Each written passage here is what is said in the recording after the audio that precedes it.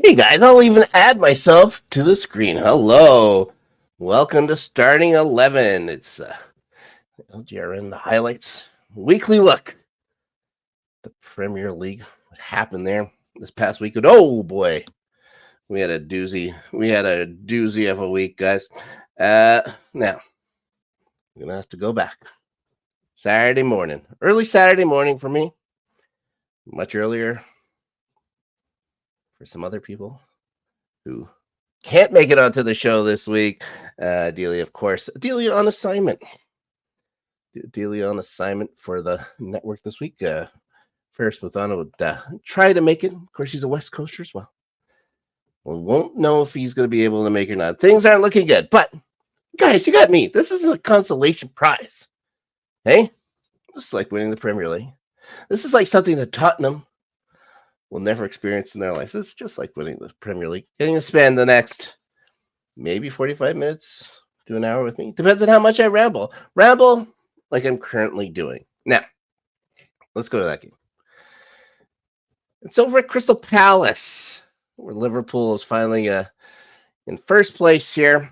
Now, I like people talking about Liverpool. I think we talked about it a little bit last week, how some places are calling Liverpool like the top team in Europe right now, which is crazy.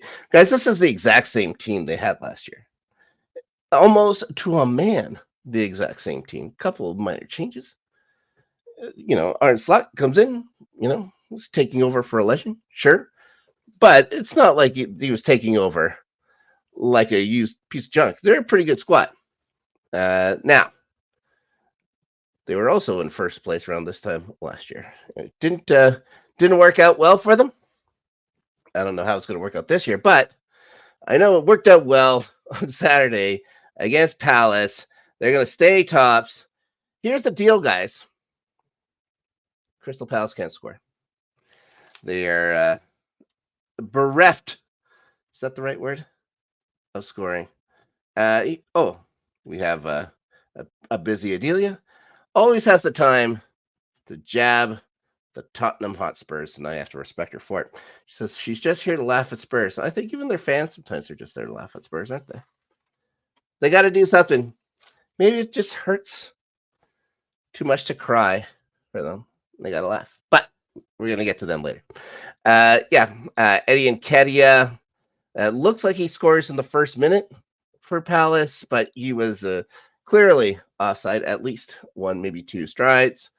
It's a Diogo Jota getting the only goal in the game. Palace can't score. They defend well. Problem is, all the team needs to do is get one on these guys, and that'll just about do it. It's a really good pass across by Cody Gakpo, by the way, to set that up. Now, these are rumors. I'm just going to say a couple of rumors here, guys. I'm by myself, they left the keys. They left the keys to the office to this guy. And I don't have Adelia here to stop me from saying a couple of rumors that I heard. One, that Liverpool's going to look to sign Ebreki Eze over the summer. I guess Palace put a £68 million release clause in his contract that comes into effect in the summer window. And Liverpool's going to look to go get him. Now, I like Eze. He's fantastic on the ball. He's a terrific passer. He can distribute so well. But you're not looking at him to score goals, right? And if the next rumor is true, that not only are the Saudis stiffing after Mo Salah, but so is PSG. If PSG can keep Salah in Europe, I think he stays. I think Liverpool aren't going to offer him the money, just that PSG will, and have known to do. They've known to throw money at aging players before. Messi. Now, will he take the PSG job? I think so. I think he would go to Paris. Go to Paris before the Saudis. But that money. I don't know how anybody says no to that money. Ivan Toney didn't say no to that money. We haven't heard from him since. But yes, that's the story, guys. That's the story for the summer. For right now, Liverpool's just enjoying beating on poor Palace, who just can't get anything going, and it's got to be an absolute nightmare over there. Now, we're going to move on to Brentford and Wolves, an old-fashioned barn burner, guys. A 6-goal first half. Now, Brentford was on a run, scoring a goal inside the first minute for the last 3 games, and they fell way short of that. This time they didn't score a goal in under a minute for a 4 straight game. They had to wait all of 75 seconds. They had to wait a minute and 15 seconds for Nathan Collins to actually break the ice.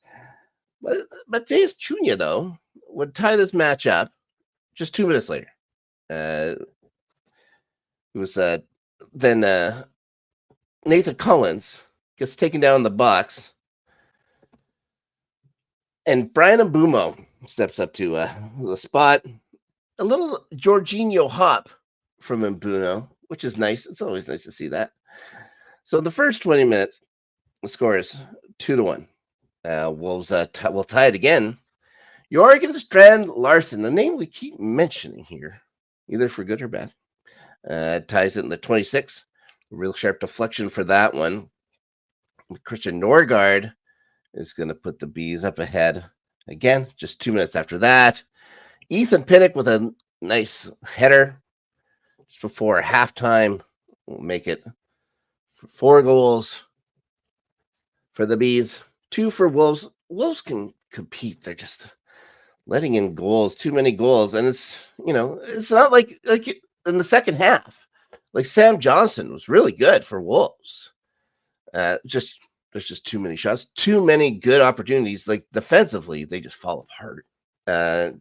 Just give up grade A chances, to professional players. It's eventually going to burn in, and it's been burning Wolves so far. Fabio Carvalho will score. I believe that's his first Premier League goal for Wolves. He made a 5-2. Ryan Knight-Nuri gets a late one as well. Yeah, 7 saves for Sam Johnson. That's a good day's work. You don't consider that 5 of them, he had 5 shots also go in, but 12 shots on goal, and to have that many, defensively, Wolves are a worry. Now, let's go to smelly London Stadium. West Ham United gets the Tractor Boys. Michael Antonio, he scores within the first minute. I think he scores 47 seconds in. Then Liam Delap scores again. Liam Delap, how many times are we going to mention this? If Ipswich is in an okay spot, but we're only, 7 weeks into the season now. If Ipswich can't make it, they're going to make a ton of money on this kid. It's going to be crazy, but I'm sure a whole bunch of it's going to go over to City. There's got to be a sell-on clause. Anyways, he ties it in the 6th minute. But there's 3 people that have to get going for West Ham, and they actually do help out their team this week. Mo Kudus kind of gets in the way of Susek or whatever there to score a header to make it 2-1. Darren Bowen finally gets another one. Then 49th minute, low shot to the far post, and how I like that. And a lot of those happen this week. And then Lucas Paqueta's still playing, guys. And there you go. He never got suspended. You can, help out your family all you want with gambling, as long as you play for West Ham and not Brentford, I guess. Anyways, final score 4-1. Oh, I guess I should have mentioned the dummy by Antonio on Paqueta's goal was spectacular. Real good job of playing off that. It has everybody's attention wide open enough for Paqueta. Okay, so Julian Lopetegui finally gets his first win at home for the loathsome Hammers. This is the worst game we've seen from Ipswich, though, so far. This is one of those games where, if you're the coach, you just crumble it up, throw it away. Never, ever think of it again. You never even look at the tapes for this. Say, okay, outlier, move on from that. Now, speaking of moving on, guys, how about that? Congratulations to me. What a segue. Okay, Leicester, Bournemouth. Hence the Foxes pulling off, probably, I would imagine, the surprise of the week. Facundo Bonanote getting the only goal 16 minutes in. Really fantastic strike to his near top corner. Found a little tiny bit of space in the box. The keeper right there, too, just puts it over, just overpowers him. Overpowers him to the top corner. Now, Lewis Cook looks to have tied this match up late. Coming from a free kick, and he's outside the box. I'm not sure how far away. Maybe about from the side. Could be about 25, 28 yards away from net. He puts it in. Lovely curling strike. Goes over the head of Evan Nielsen and in. Evan Nielsen coming forward. Evan Nielsen was offside. He doesn't touch the ball, but he made a jump up to it. So just by doing that, he is judged to have affected play.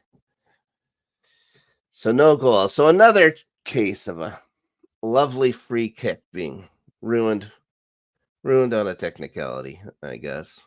You can join Eze in that box with having a beautiful goal snatched from you. But this is on Bournemouth just not finishing. They must have hit 4 posts in this game. They were all over them, just couldn't finish.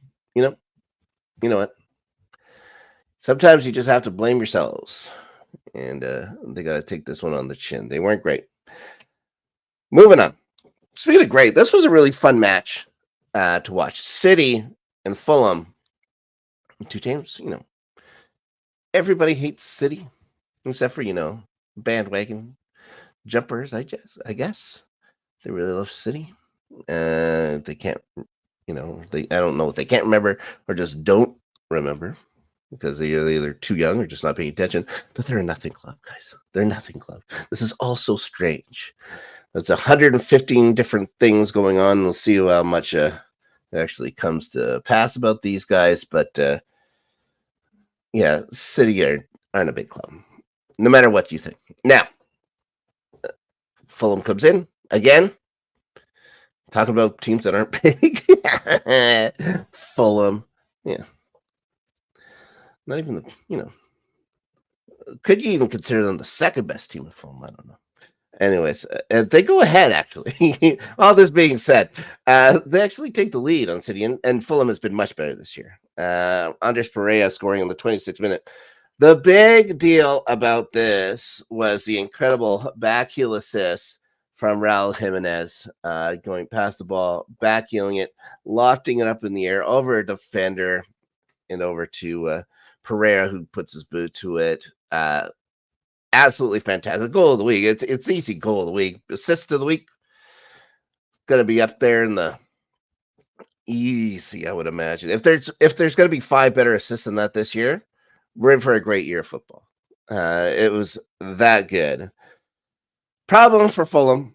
Well, there's a couple of problems. We're going to get to the other one in a bit. But the one that is closest to where I'm talking about right now is I have an old pal there, Mateo Kovacic.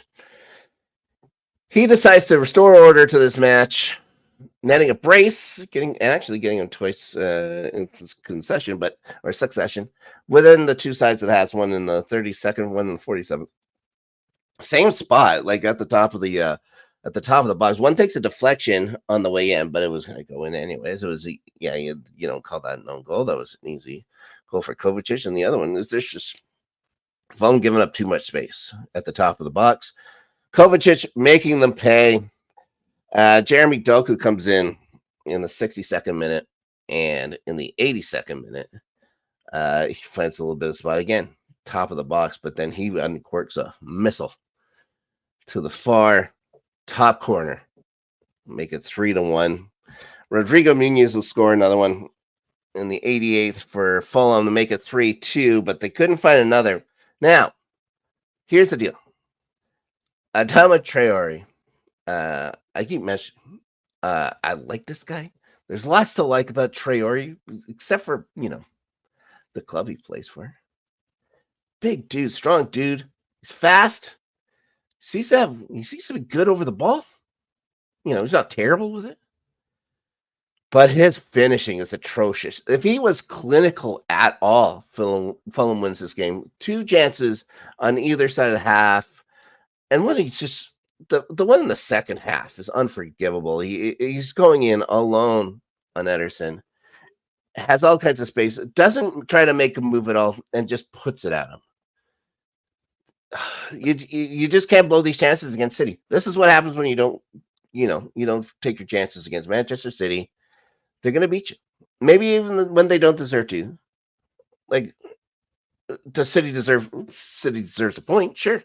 Like, they played good enough. Well, they won.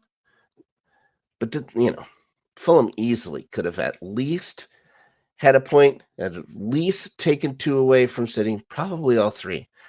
They were really good for most of this match. Who wasn't good for this match is the same. Like Grealish again, Phil Foden again. Where are these guys? Like, you can just tell, like, the depth of City that they can have these guys just say, you're not good enough, get off. Wonder why they're getting investigated, guys. Okay, moving on. We're going to move on to a no-score game. You think boring, but what a moment that happens at Goodison Park here. James Tarkowski was one of the more ridiculous tackles you'll see in the Premier League this year. Grabs Sandro Tonali by the scruff of his shirt. That's his arm. Absolutely rugby tackles the man to the ground. It's like throws him to the ground like he's a bar bouncer or something like that. For some reason, it has to go to VAR to do this. I don't know. I have no idea what Craig Pawson could have been looking at not to see this. It wasn't like it was in the midst of stuff. It was on the edge of a scrum. It was coming from not directly from the corner, from the play from the corner. It was a short kick and started moving outside. And to grab him and throw him down like that, and just say, I'll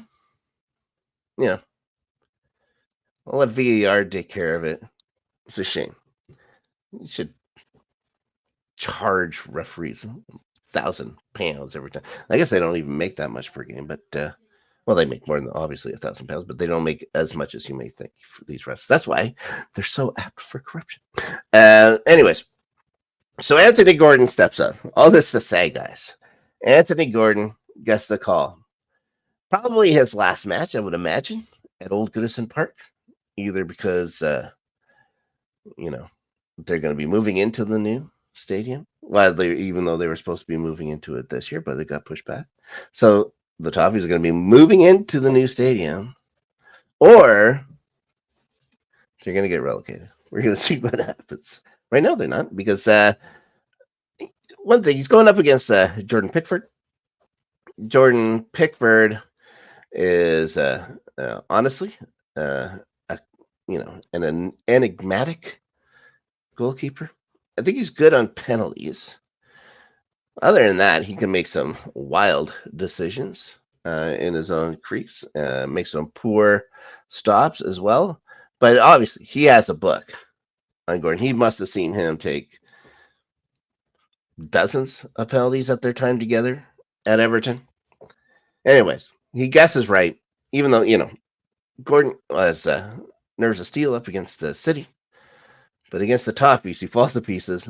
Too easy of a shot, but, he knew where he was going. Pickford knew exactly where he was going to go. Easily gets over there to make the save. Almost looks like he gets injured in the celebration, but gets up, fights it off.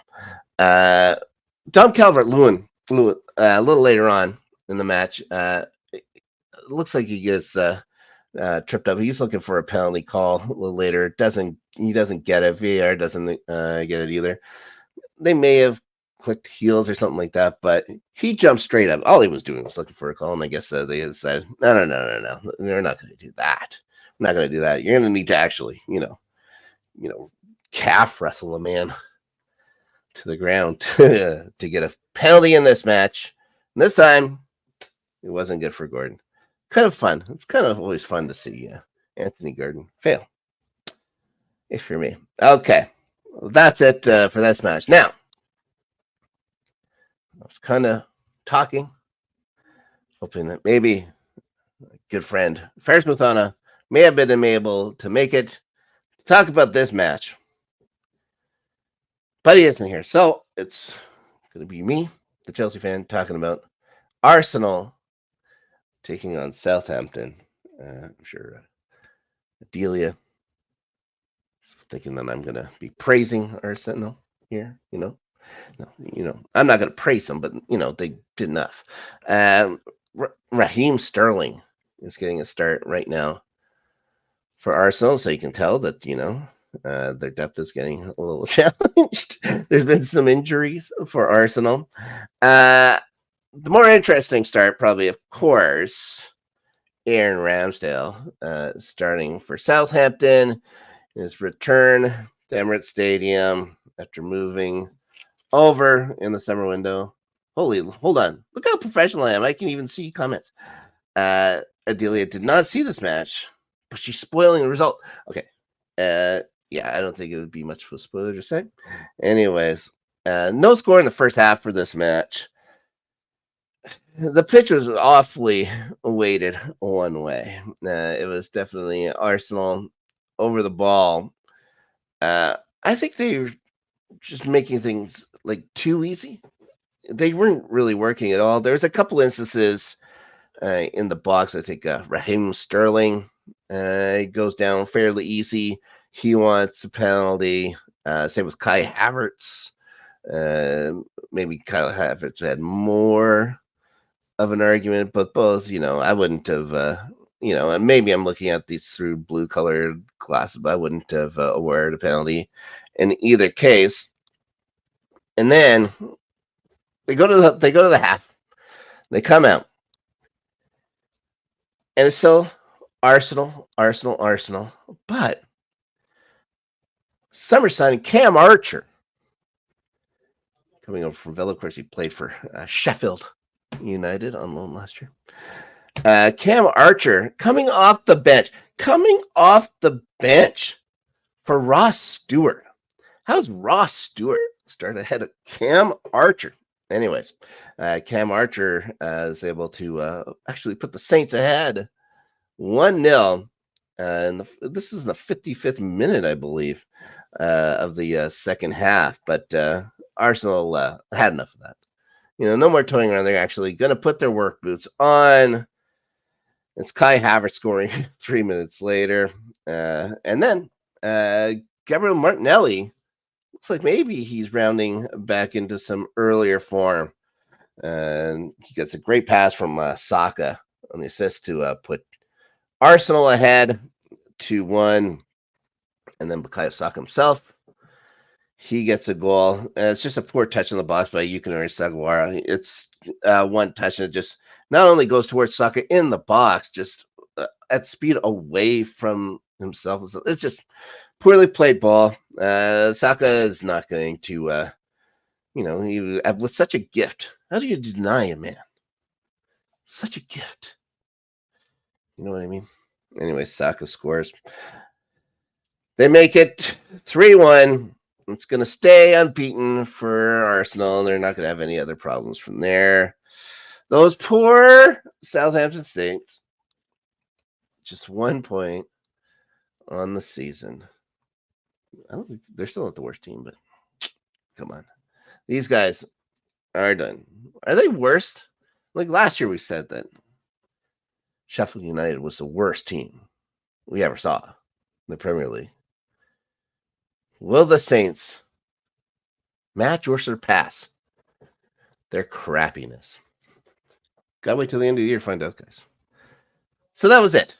We're gonna move on. We're gonna move on to Villa Park Birmingham Villa taking on United. Eric Ten Hag is under a lot of scrutiny. Supposedly, there were talks between Ineos. I don't know if the Glazers possibly as well, but I think it's just Ineos' call about whether or not they're sacking him. It's something we even talked about last week. But I think this is the week they actually played for their skipper. Despite the fact they didn't score, they had some good chances and stuff like that. But only allowing one shot on net, or like one shot on target for this United club is pretty good. Where Onana didn't have to be everywhere for this United club is pretty good. One thing I noticed as well is they were actually competing for the ball. I think they actually won their the tackles column as well, and maybe even by 10. Like they weren't as passive as they have been. Now, I also say that Harry Maguire, I can't stand how that one that I think it's the Northern Irish commentator says Harry Maguire and Nusser Mazraoui were both subbed at halftime. Maybe that has something to do with it. Maybe Harry Maguire isn't Premier League material anymore. It isn't the same Maguire, where every time he started last year, they seem to do well. But yeah, it doesn't matter, guys. Manchester United, still in 14th spot, which is bananas. Bananas. Oh, if a younger Snark could see this now, he'd be so incredibly happy. Until he saw the score in the next game I'll talk about. But actually, I'm not so upset. I maybe should be more upset by the scoreline. But Chelsea took on Forest at the bridge, guys. But Chelsea just threw away the first half. They had a bunch of good chances. Looked at one time that Cole Palmer scores. I don't know how Matt Sells gets to this. I'm going to say this. Sells, absolutely the player of the week. He was incredible for Forest. That's one of the reasons why I'm not as upset as I should be. Sometimes you get goalied. And yeah, Sells was fantastic. Forest just do what they do. They scored the one goal. Chris Wood, of course, getting Chris Wood. What a year for him. He's deflects in a Mikalenko header, like a pass header. Deflects that one in. Past Sanchez. Sanchez diving slow again. But again, I bash Robert Sanchez, but I'm not going to do it. Like, it's a goal. It's a deflected goal. Those are tough in any sport. He didn't get down to it. If we don't like it, don't let them get that close. And defensively, Chelsea were okay. Problem is, in this match, of course, and with any Forest match, really, Nottingham Forest doesn't play to win. Nottingham Forest plays not to lose. So, and of course, as soon as that goal is in comes the low block. There's 5 men deep. They're packing the box. This is what they're going to be doing for the rest of the game.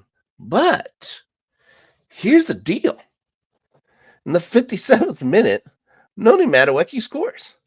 We actually broke the low block. Hallelujah. This is something that troubled Chelsea for the last 2 seasons, being unable to get anything out of the slow block from any team. So they get a goal, a nice goal again, another low roller to the far post and in.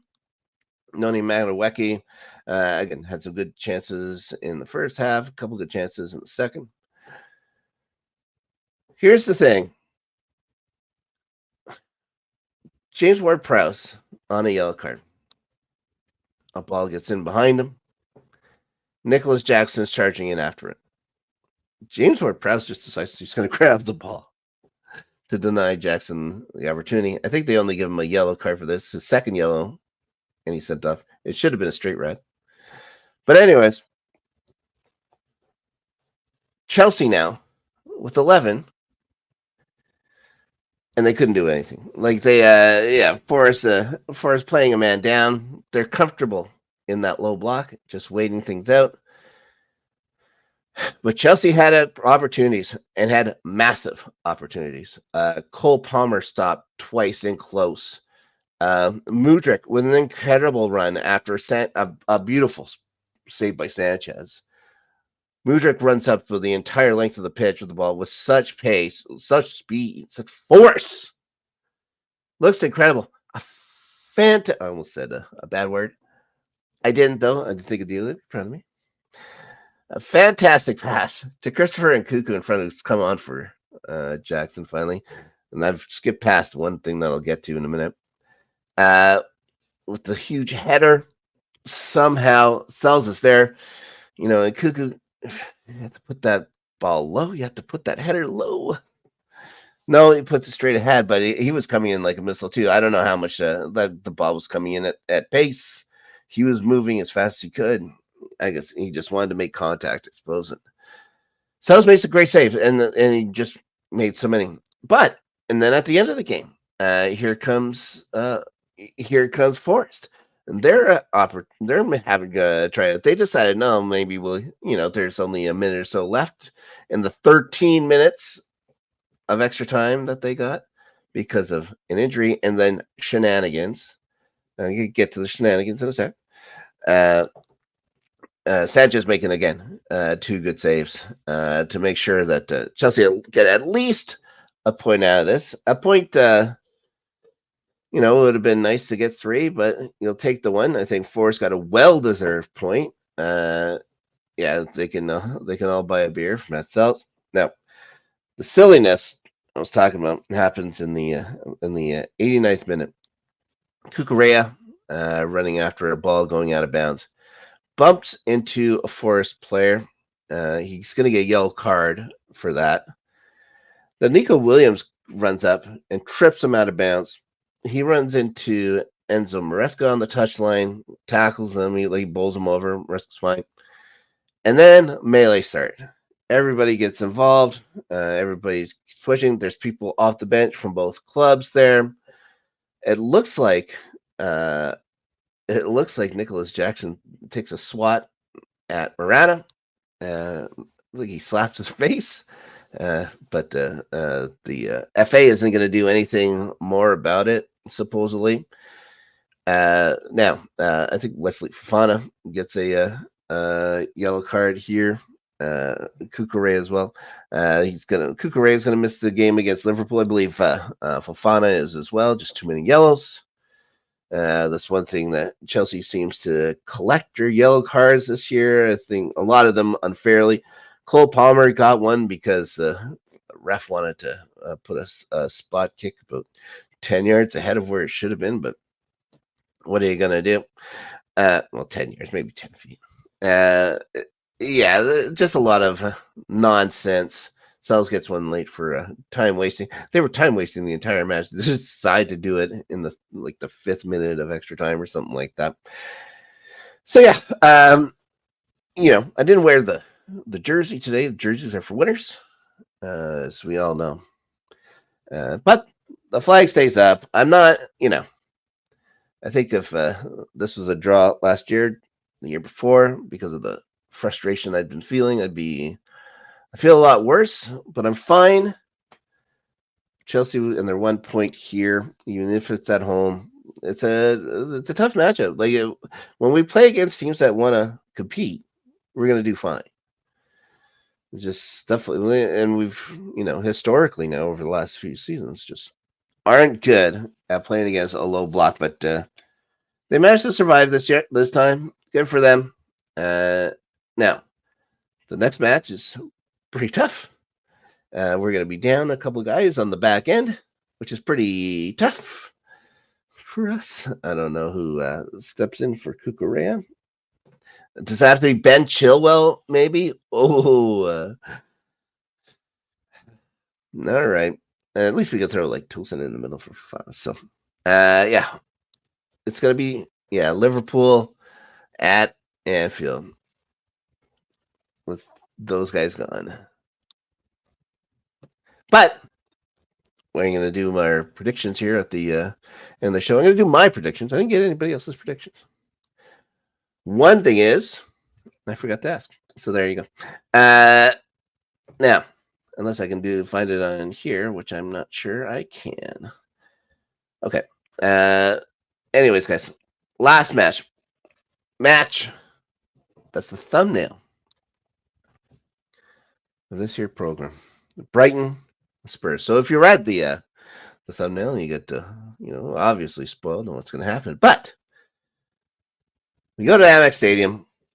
Stunner, an absolute stunner of a match. So fun.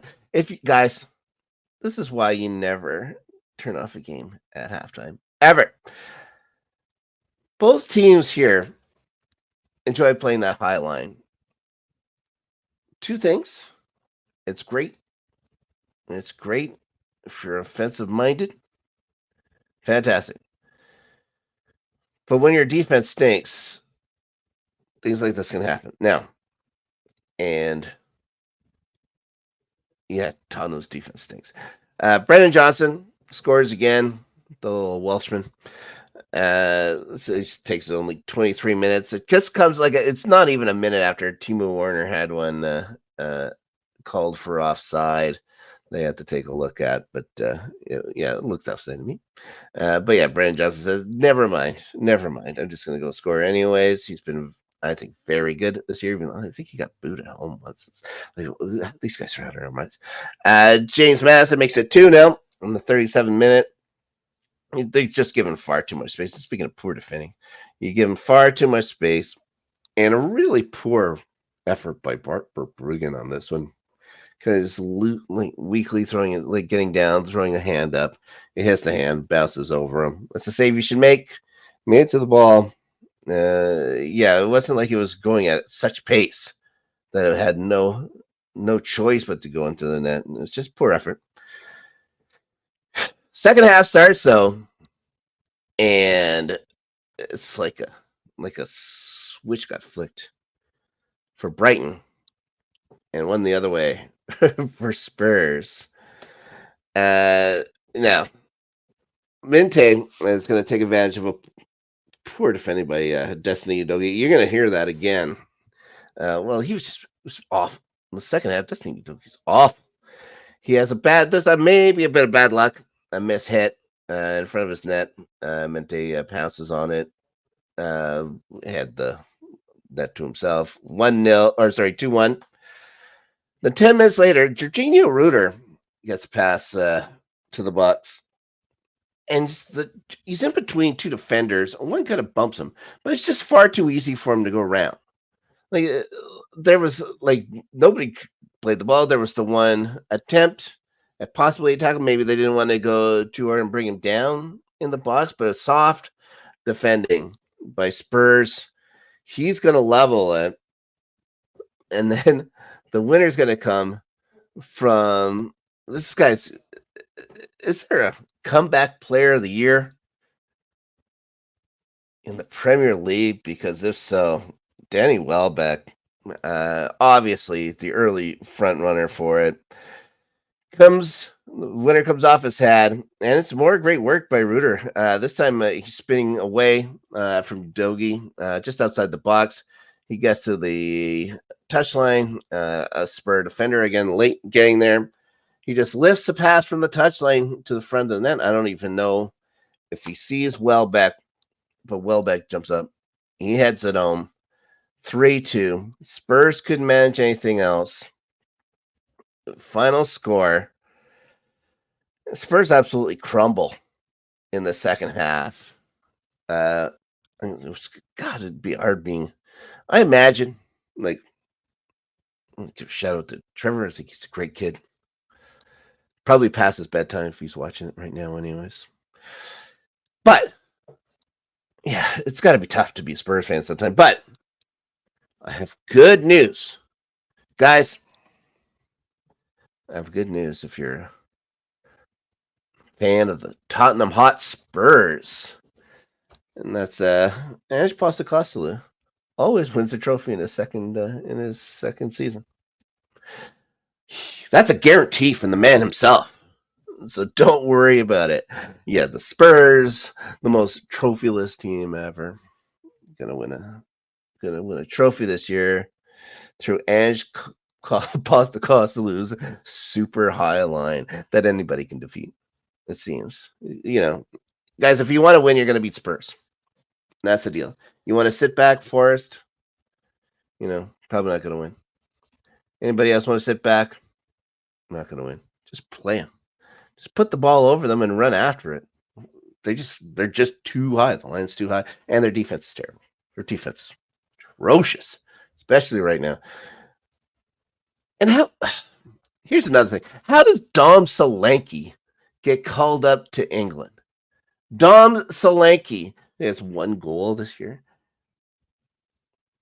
Dom Solanke scores all those goals last year, no call up. 1 goal this year, but he's with Spurs. Okay, you get a call up. Ridiculous. Guys, it's not the only thing that's ridiculous. One thing that's super ridiculous is my record on our sleeper app, LGRN starting 11 Pick'em League. I'm not great.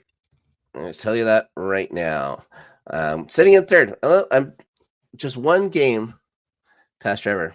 Adelia and Ferris starting to create some space. Adelia's up 2 on me now. Ferris up 2 on her. So reaching Ferris for me is going to be a monumental feat, but I'm here for it.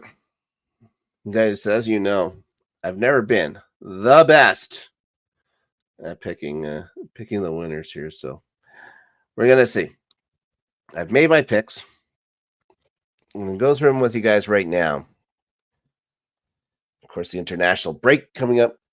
We're going to be back a couple of weeks, guys, to tell you all about it.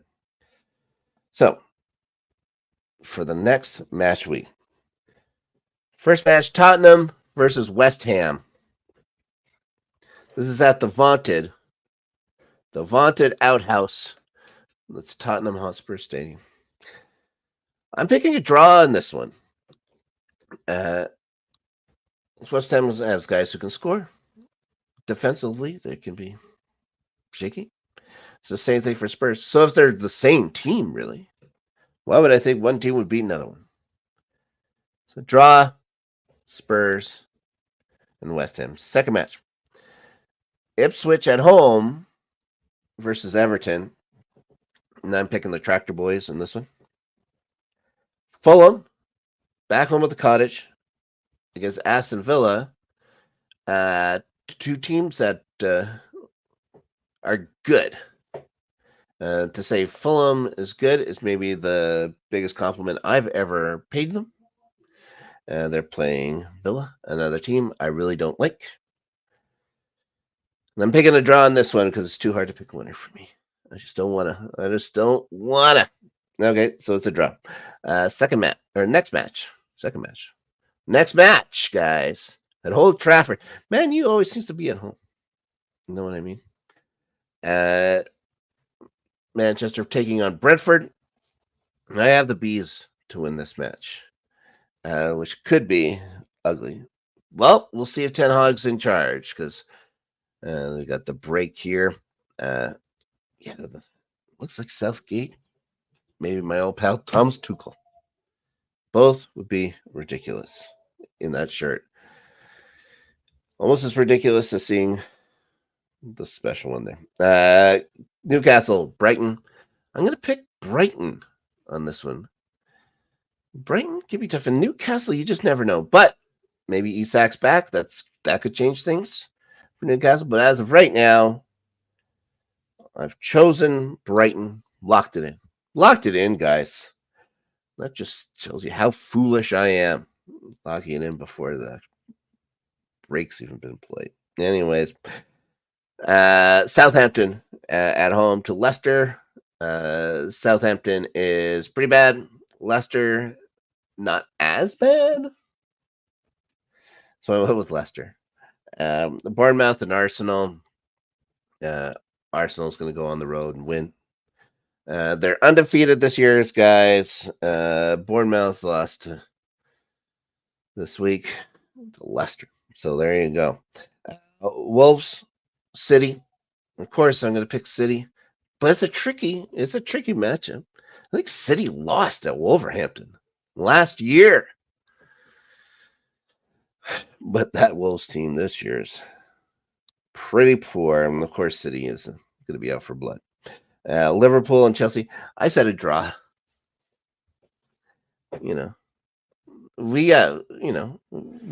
It's a common score for Chelsea and Liverpool. It's the draw. So I'm going to pick a draw. I'm not going to pick that we lose. That's ridiculous. But I want to show, guys, there's a reason I'm at near the bottom of the table in this pick'em league, because I always just pick, well, Chelsea's going to win. Never think maybe they could just draw. So we're going to go with the draw. Hope for the best. Just steal points from Liverpool feels good. Feels good. Final match will be Forest and Palace. Forest, of course, two things. We say it every week. They score on the counterattack. They win at home. I'm going to say they're going to win at home, especially against Crystal Palace. Both teams great defensively. Just Palace can't score. Chris Wood will probably score one or two for Forest. At least he can score. Maybe I'd love to see Callum Hudson-Odoi get a goal against Palace, but we're going to have to wait a little bit for those matches to come through. So, yeah, guys, they're on a break. We're on a break. We'll be back after the international break. See what's a couple of things that's going on around here at the channel. Don't forget all the, here on the highlights, all the NFL season underway here. We got Good Friends, Better Rivals going on. Caleb has the betting shows and stuff like that. I'm not a betting guy, but if I was, I'd be taking that man's advice. He knows his stuff. I have playoff beards. The season. Maybe the season. I think I said this for the draft, but maybe this is a season debut of playoff beards, a regular season playoff beards. That's this show I do with our buddy Ryan, talking about the NHL 2024-25 season preview. We'll be doing that live tomorrow, 8 Eastern time, guys. 5 Pacific. How do you say it? Pacific. Don't you dare miss it. Will I be choosing the Jets to win the Stanley Cup? Well, you're gonna have to wait and see. You'll have to wait and see. Let's I'm not mental or anything like that, so you'll wait. Just wait and see. What else do we have going on?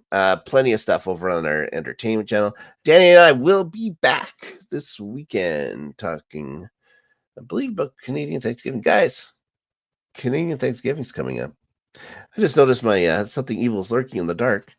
It's still up there. Guys, I couldn't find the thing to change my little nicknamey thing dealing on the bottom here. Anyways, I think we're going to be talking Canadian Thanksgiving. It's the Canadian Thanksgiving weekend here, guys. The most important holiday the United States has.